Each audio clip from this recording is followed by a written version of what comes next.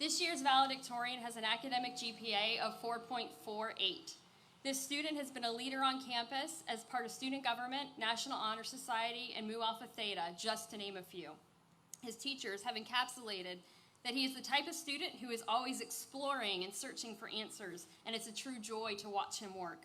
He's the winner of this year's STEM award, as he has shown exceptional aptitude in science and math courses, but he was well-rounded in English, and he could speak politics and religion. He plans to matriculate to the University of Central Florida in the fall to study computer science. It's with great honor that I present to you this year's Class of 2020 valedictorian, Corey Clements.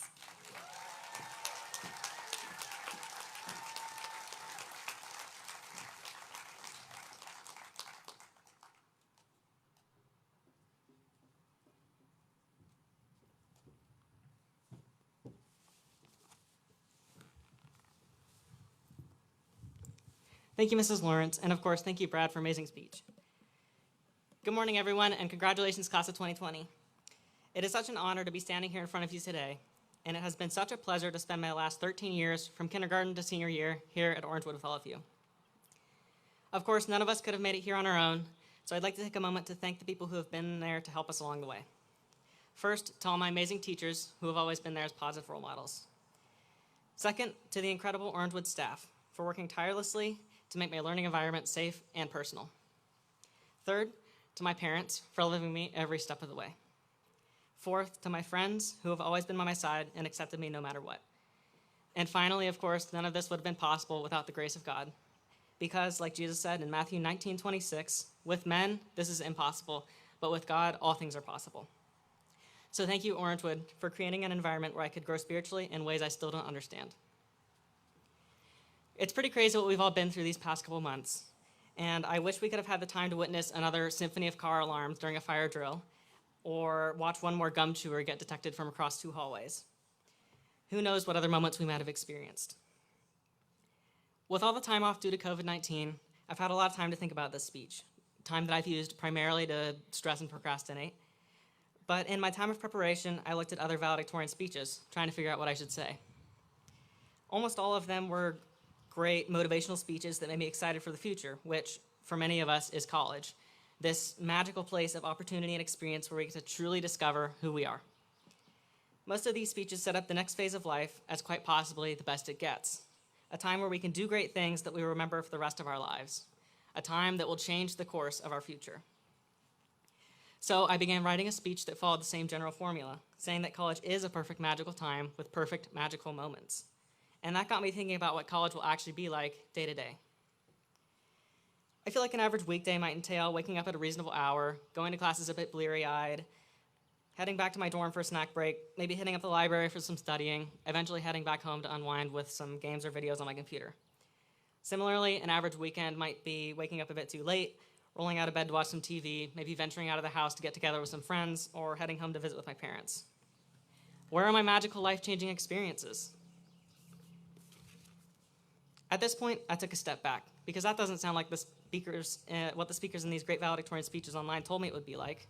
That just sounds like normal life. Maybe I was missing something. So I decided to talk to my parents about what they remember from college, and I found a new perspective. My parents look back on college, and they remember that perfect magical time that is laid out by the motivational valedictorian speech. They remember the first time they met each other. They remember having tons of fun with their friends. And they remember lots of other magical experiences that made college that great time that we all hear it will be. So then I got to thinking, what if those magical moments we all hear about are passing us by without us even noticing them? What if that normal life I experience is really creating those magical moments, and I don't even realize it? When I'm told something is going to be incredible, I always think that moment will hit me all at once, and I'll notice it as it's happening. For example, I always thought that magical college experiences would mean that I would be living every day with magical moments popping up left and right. I thought maybe Mr. Magic Man would show up at my doorstep every day, and I would have to eventually say, "Sorry, Mr. Magic Man, my magic moment checkbook is all filled up. I need a break." So maybe magic moments won't be around every single corner, but they'll still be there, hidden in our everyday lives. At this point, I look back on our high school experience, the moments we shared together throughout these years. Earlier this year, we filled out a form asking us to share our favorite Orangewood memory. They put these on Facebook, and I was able to go back through and read about everyone's favorite memories. These memories were different for everyone, but most of them followed a general theme. Our experiences were just us living our lives. For example, I listed the same thing as Seth Henley Beasley, which was playing Dungeons & Dragons in Mr. K's room after school, a time that I now look back on as a magical experience I won't ever forget. Nate Cowan and Daniel Esteban put taking a full-sized Christmas tree into Mr. K's room for the holiday season. Nate Sullivan and Jeremy Youssef put playing baseball. Luis Calamano, Hunter Stankiewicz, and many others put senior retreat.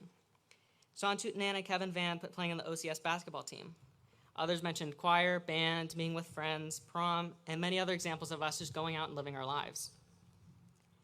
When we were experiencing these magical moments, we didn't necessarily realize that they were going to be our favorite memories from Orangewood. As we went through our everyday high school lives, doing homework, going to classes, taking tests, stressing over college, working towards graduation, we didn't get to fully realize what those special moments meant to us. It wasn't until we left all that noise of everyday life behind us that we could truly appreciate the magnitude of those smaller moments. So with all of this, I began thinking, what does all of it mean? What message can I squeeze out of all of this? Well, for us, the OCS class of 2020, I truly hope that in college, or whatever the next phase of our lives may be, we do find that perfect time that's laid out in the motivational valedictorian speech. I truly hope that Mr. Magic Band actually does show up on your doorstep every day, and you live life to the fullest. But for those days where we're just on that average road of getting through each day, chasing a degree, or preparing for life ahead, on those days where we feel like magic moments aren't being handed to us left and right, on those days, I hope each of us can remember it is completely possible that one of our future favorite memories is unfolding right there in front of us, disguised as normal life. We just need to make sure we spend every day as if we were right in the middle of the best part of our lives. As Master Oogway from Kung Fu Panda says, yesterday is history, tomorrow is a mystery, but today is a gift. That is why it is called the present. Today is an incredible gift given to us by God. The Lord himself has placed magnificent, magical experiences all around us. Enjoy the gift and live each day as if it were magical. Gene Freaks, a character from my favorite show, Hunter x Hunter, sums it up in a way I really like. Enjoy the side trips. A lot, okay? Things that are more important than what you're hunting for could be right there by the side of the road. Thank you so much for your time, and congratulations, class of 2020.